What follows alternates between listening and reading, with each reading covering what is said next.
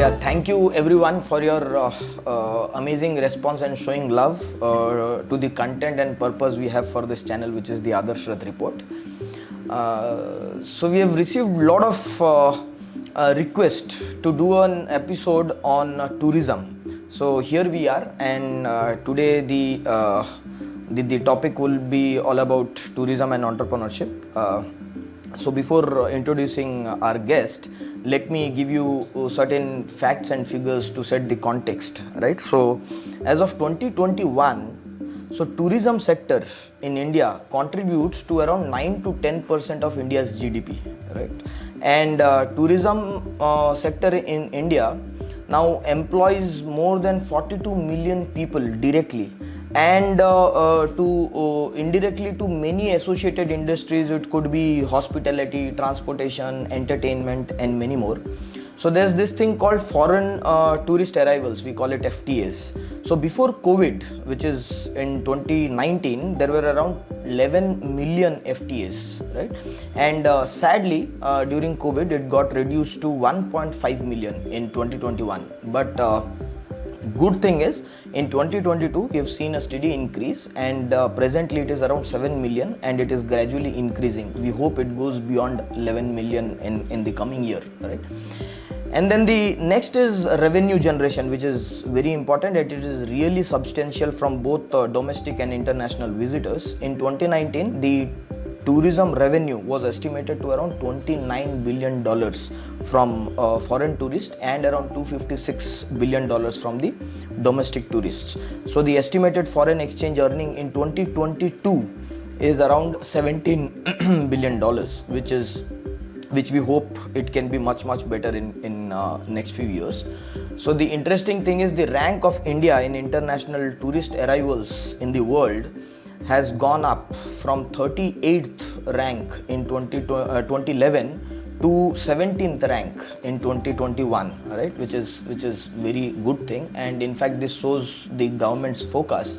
And in fact, when we talk about government focus, in fact in this interim budget 2024, a budget of 2,500 crore is allocated to the tourism sector, which is 45% increase compared to the 2023 budget. And the focus is on enhancing the tourist infrastructure, tourist facility, promoting sustainable tourism, and marketing India as a tourist destination across the world, right? Now, when we are talking about all of these growth, there will be definitely a few challenges, and the challenges includes inadequate infrastructure, or safety concerns, or environment degradation, or environment concerns. So to discuss the opportunity, challenges, and the inspiring journey, today we have Ashish Mishra, who's the director of operations in the alternate tours. So he's a computer science engineer, and he has worked in Infosys for few years, and then Ashish ventured into logistics and tourism sector. And with an eagerness to understand what tourists or the clients or the customers seek, he embarked on a journey to Europe, right? So where he learned diverse cultures and even mastered Italian language. How interesting is that? Now he has traveled all across India to understand the market, the people, the places that can fulfill the demands of the tourists, especially from Italy, Germany, Spain, and Netherlands, right? So today Ashish definitely stands as one of the foremost inbound tour operator in Eastern India and Bhutan. So thank you, Ashish, for giving us your time. Thank you for inviting me, in fact. And we were discussing before this podcast, we know each other since last 2 decades, and I'm really proud the way you have grown as an entrepreneur, right? So let us begin. You are from computer science background, you worked in IT company. So what inspired to get into tourism sector? Yeah, so this is actually my family business since a long time. My father started this business way back in 1987, And when he arrived here from Rajasthan to Bhubaneswar to find a place and to start something here, we started off as a logistics company. So initially we were providing transport in Odisha, like we used to provide buses for tourist purposes, and so slowly that's how it started. We way back in 1987 we had a small group of Italian people back then who came to Odisha, and they had a lot of issues here, like traveling, looking for places. So they back then they didn't have that kind of support to make a travel in Odisha, because 1987 of course there was a lot of challenges. True. So my father had provided a bus to them back then, but the driver and the person who was traveling with them, who was looking after them, he couldn't manage it well. Okay. So that's when they contacted my father that, you know, we have spent a lot of money coming from Italy to here for our vacations, and we're having a lot of problems here. So since my father was staying in Rajasthan for a long time, and if you ask me, Rajasthan is a forerunner in tourism, because they know tourism very well. True. So my father thought that maybe he can help them out. So that's how it started, and it was a 2 weeks program, and the people who had come from Italy, they were highly satisfied with our services, because my father helped them in visiting Odisha, and whatever they had thought they wanted to visit, it was successful. So since then this company started, and since then it has been going well, but till 2010 maybe we were only operating in Odisha as a destination, but now we are completely in pan India, and also we are in Bhutan. So that is the development since 2010 till 2023.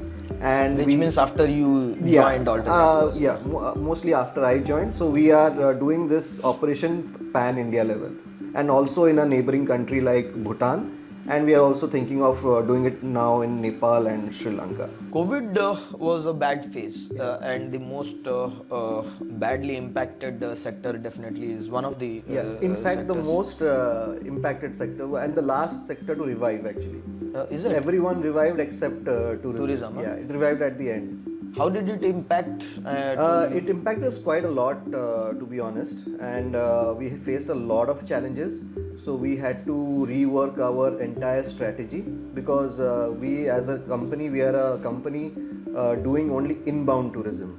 Okay. So when COVID happened, all the international flights stopped.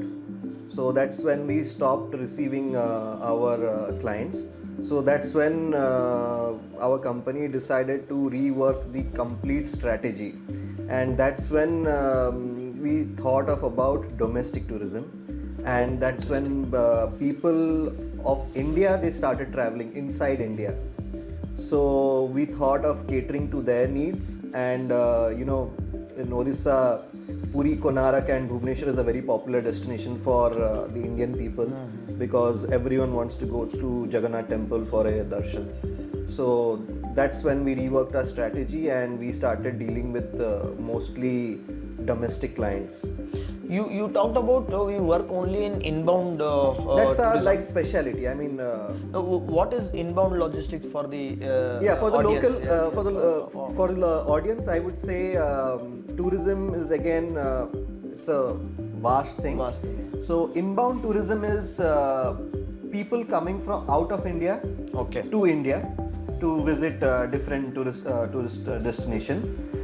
Domestic is Indian people traveling inside within India. inside, okay. And then there is outbound tourism, where Indian people travel to out of India, like destinations like Europe, Thailand, and all these places. So our company is in that field where we cater to only inbound tourism. Okay. Yeah.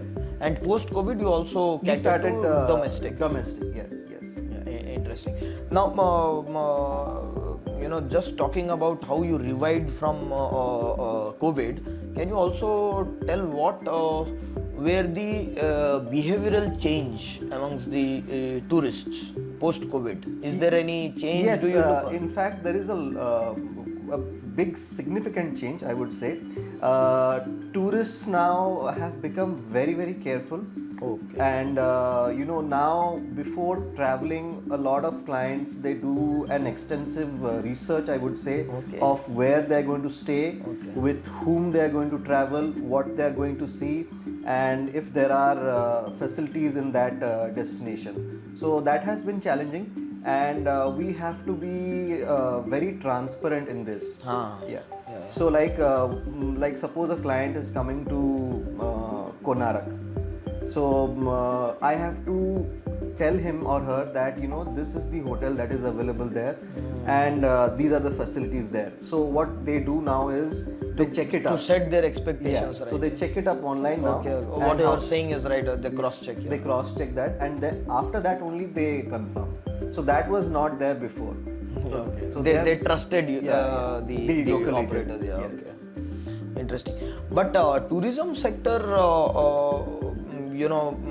I'm not sure if that is disadvantage, but definitely there's uncertainty in footfalls. There's a peak time, there's a lean time. Yes. I believe December is a peak time. So I'll come to that. Yeah. So that's very interesting what you've asked. Mostly, India is a huge country.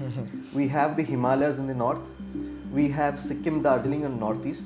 We have South India, we have Eastern West Bengal and Odisha, and on the west we have Maharashtra, Gujarat and Rajasthan. Okay, so for our company, this doesn't really affect us, because what we do, our peak time in Odisha is from, let's say, from October to February, March, and after that becomes very hot. True. So after that, what we do, we shift our focus from Odisha to places like Leh Ladakh, Sikkim, Bhutan, where it's it's much cooler. Okay. So our completely focus is on those destinations after these other places in that period of time.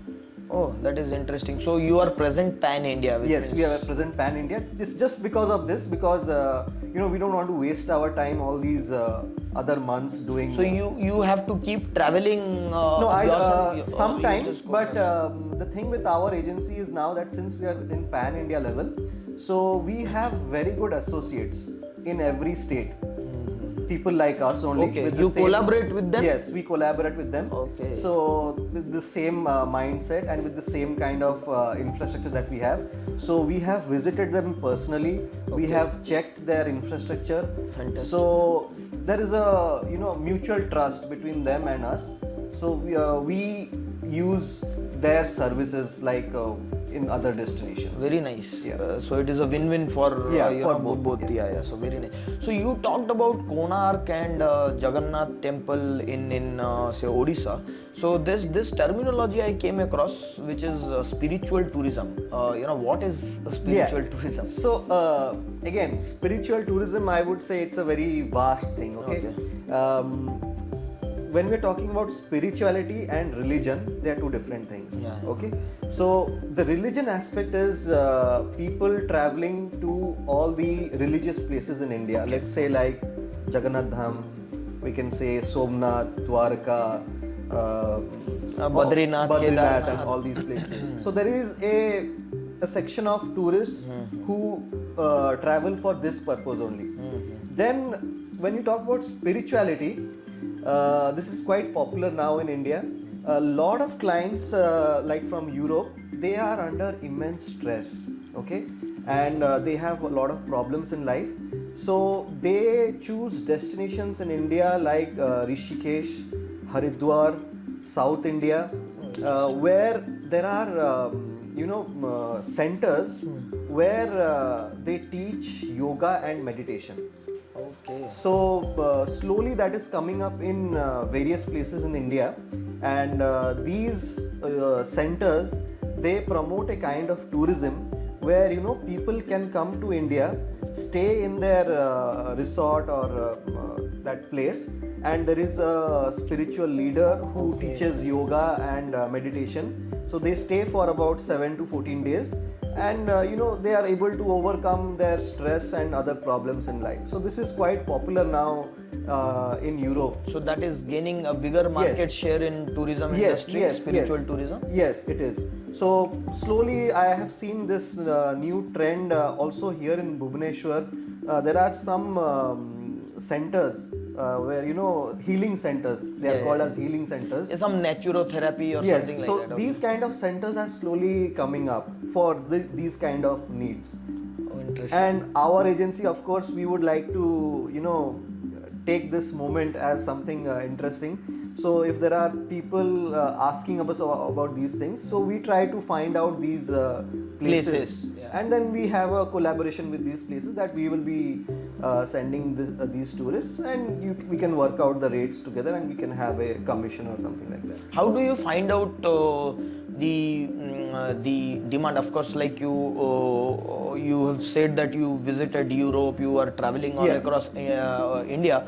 But how do you see that this is in demand, or people, the focus is shifting from just the scenery to the spiritual tourism, or just the forts to the spiritual tourism, whatever? Yeah. So first is we have to like an agency for us.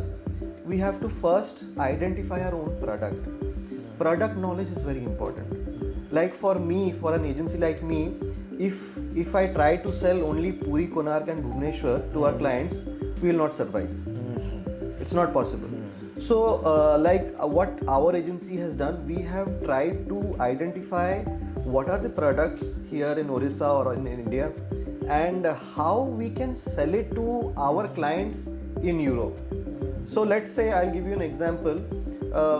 I have a client from Germany. He says, I visited India 7 times almost now.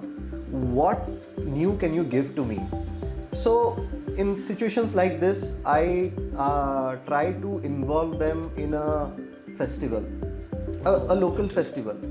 So like I'll give you an example. Here in Odisha, in a small village near Dhenkanal, there is a place called Joranda, and there are sadhus living there, the Mahima sadhus. So this month they have an annual Joranda Mela.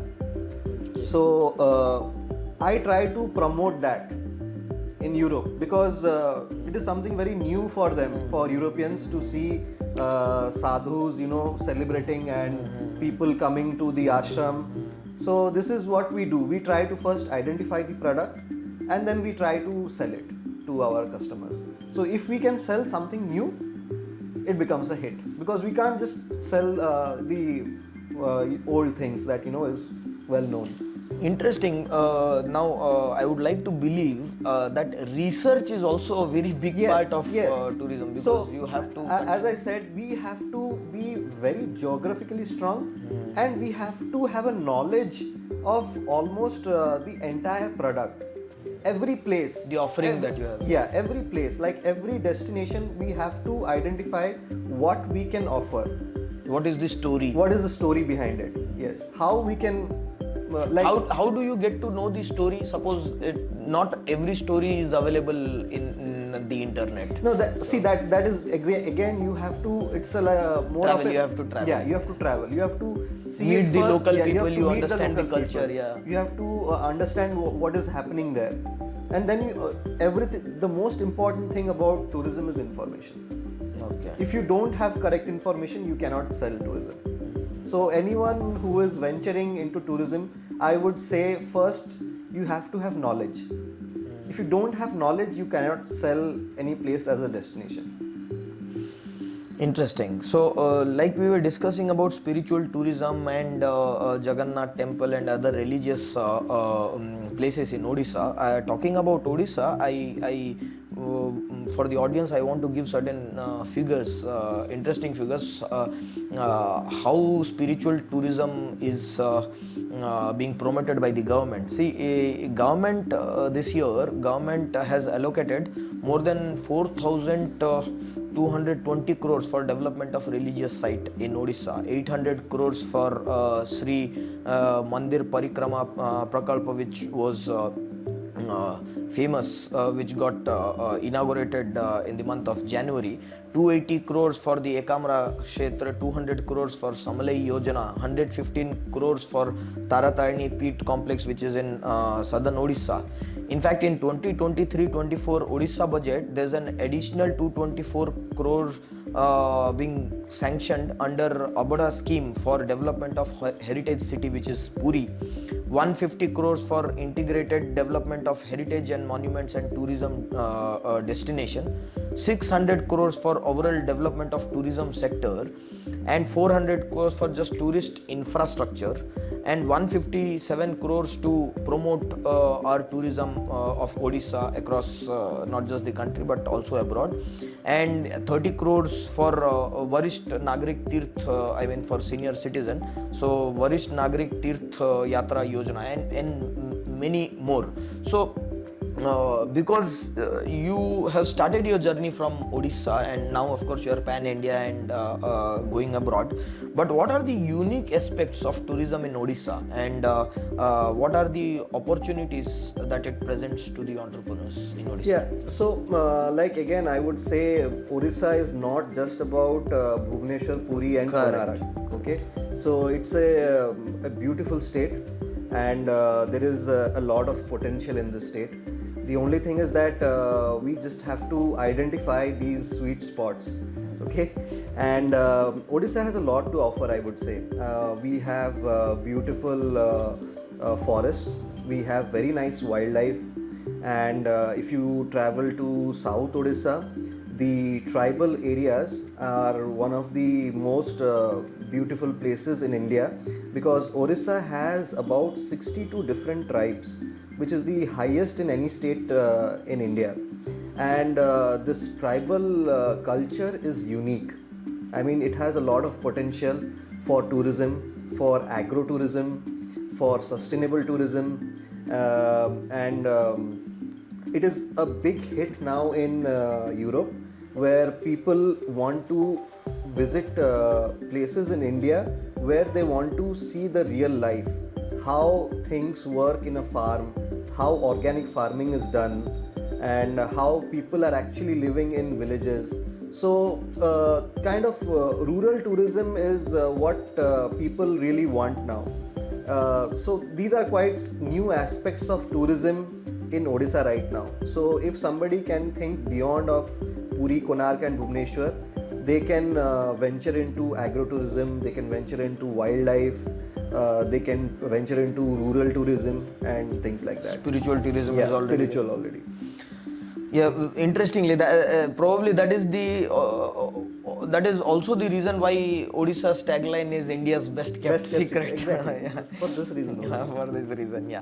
So now not just India but the entire world is talking about technology and everything, right? So what do you think technology, how technology plays a role in this tourism sector? It has a very important role, I would say. I mean, like in tourism now, I'll give you an example. There are these portals now.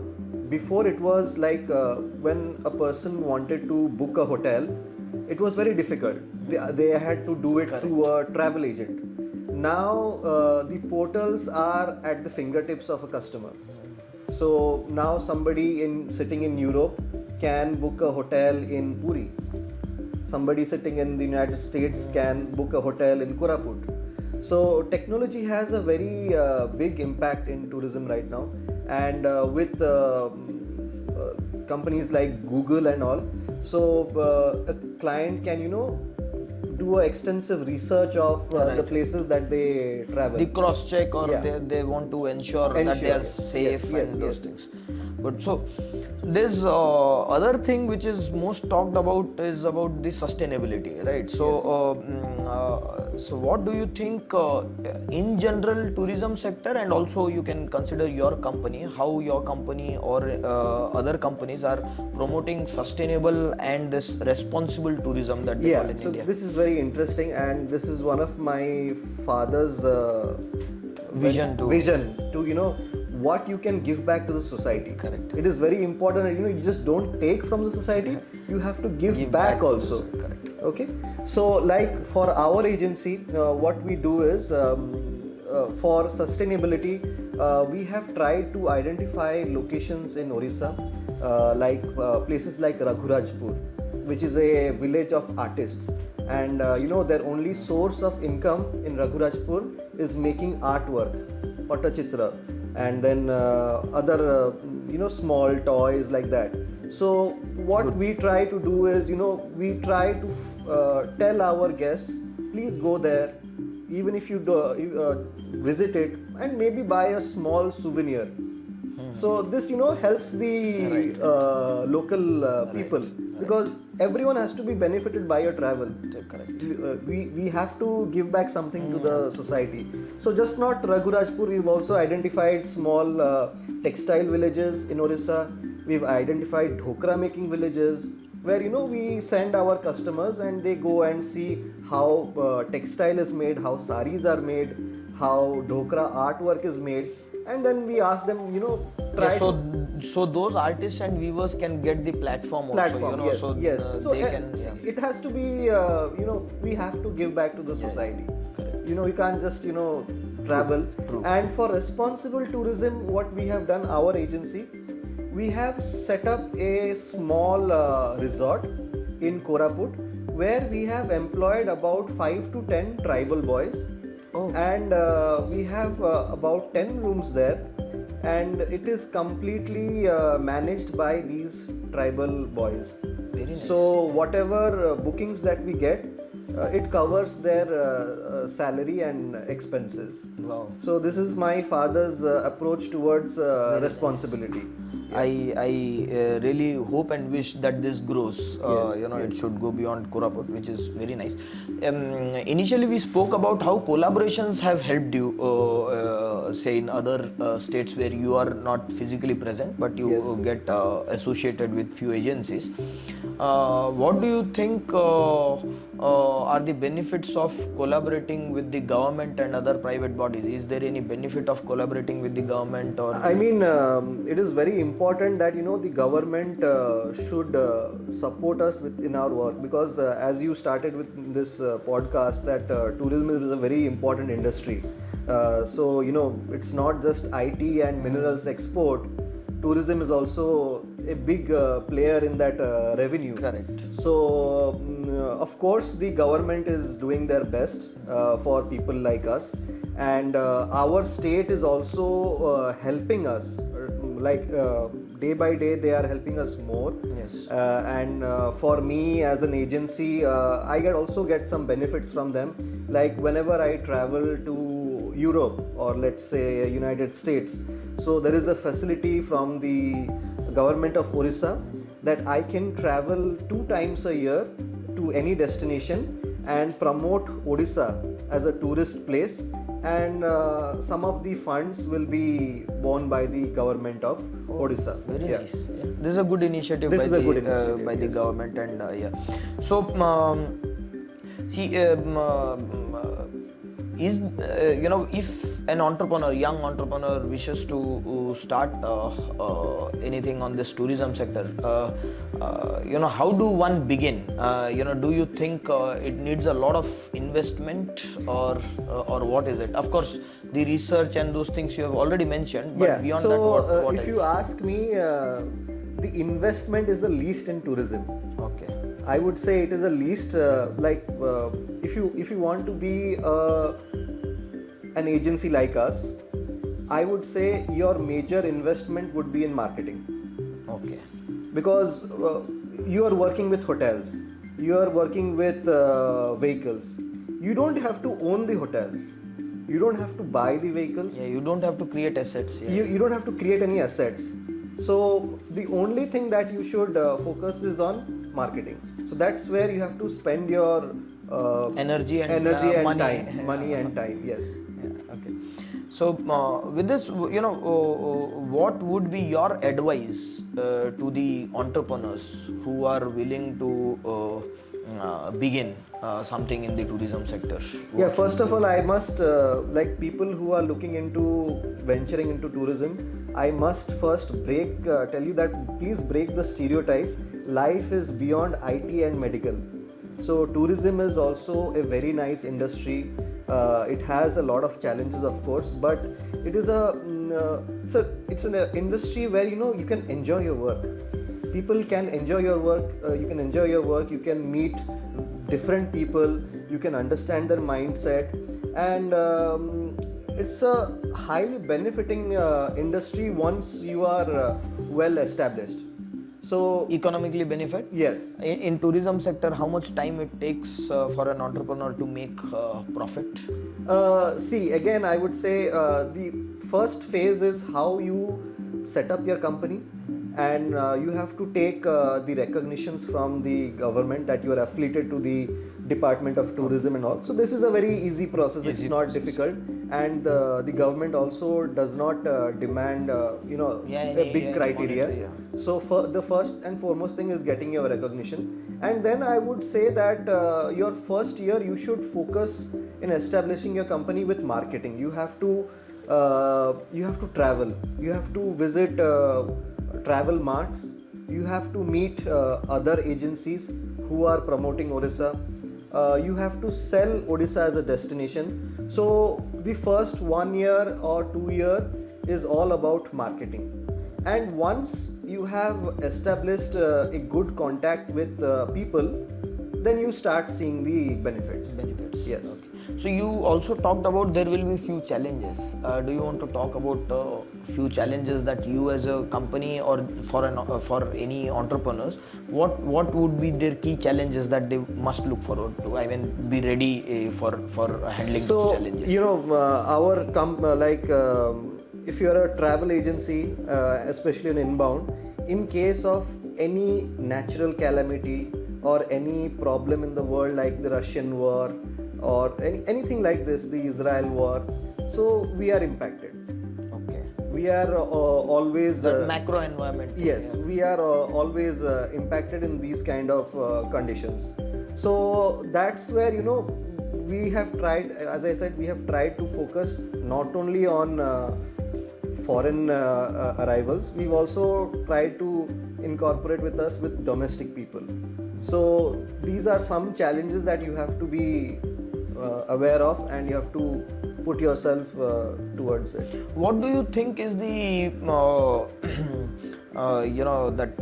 investment environment here? Do you think investors these days are willing to put their money, because I see there are a lot of investment in the products, innovative products, technology, these things, but is there any investment potential for tourism sectors? Are investors willing to put their money? Of course. Like if you notice now, in Odisha there has been a boom in the hospitality industry.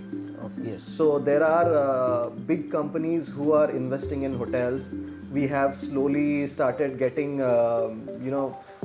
players like Novotel, Taj. True. So Taj has already set up 2 hotels in Bhubaneswar. Right. One is Vivanta, another is IHCL Selection. So they're coming out with another hotel in Puri. So why they are doing that? Because they see the tourism potential of this place. A place like Puri, we don't have a huge inventory of rooms to cater to tourists. Oh, is it? If you see in Puri, there are about 2 or 3 good hotels. Right. So, we talked about religious tourism, and as long as Jagannath temple is there, it is always going to flow with tourists. So, to cater to that, we don't have enough infrastructure. But now slowly, the government has given a lot of benefits to investors who are planning to invest in this sector. So that's how these hotels are coming up in destinations like this. Oh, very nice. So finally, because you have traveled Europe, you have traveled all across India, you are now expanding to Bhutan and Nepal. So what do you think your vision for say next 5 years or 10 years? What are you planning to do?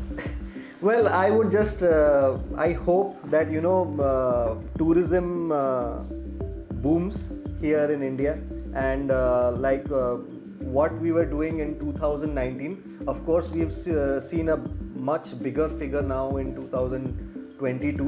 Correct. And next 5 years, I hope this figure just doubles or triples.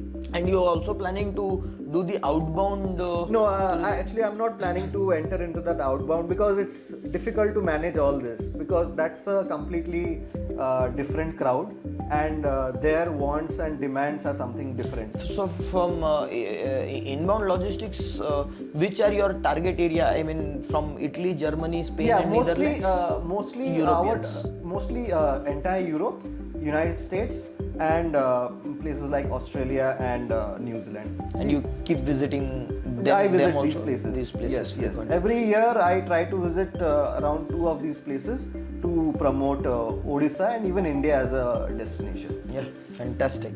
That is one interesting part of being in the Yes. tourism So sector. if you get to travel. you get to travel, and it's a fun job, I would say. Instead of sitting in the office for 8-9 hours a day, you get to travel, you get to explore places, you get to meet people, You get to see other cultures. you get to see other culture, and it's a gaining knowledge industry. So you've learned Italian language. Yes, I have learnt. I did learn. I stayed in Florence for 1 month, so that's where I learnt about Italian culture and a bit of the language. Oh, interesting. So thank you, Ashish. Thank you. It was pleasure Thank you. discussing Thank you. with you.